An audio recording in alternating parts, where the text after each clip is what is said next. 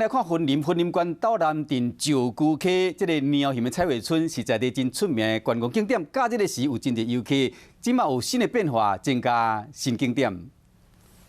师傅专心伫咧鸟形彩绘村做上新的景致造型。台湾到拜六礼拜时，拢会上真侪游客来遮耍。今年嘛邀请有名的师傅来社区制作鸟形。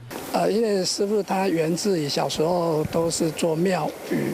跟着父亲、祖先都是做庙宇上面一些作品，一些神明啊、雕龙、雕凤啊。这摆会特别来制作这只鸟形，一部分除了是互彩绘村的艺术更加多元，嘛来纪念有名动物的鸟形。团团生病了，好，他是18岁了嘛，哈，18岁了哈，那感念他啊，跟师傅说想要纪念他，要找2个朋友哈，好来纪念那个团团这样子哈。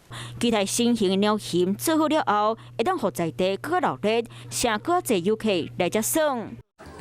华视新闻看起来，赶快订阅我们的华视新闻 YouTube 频道，欢迎按赞、订阅、开启小铃铛，最新最及时的资讯要提供给你。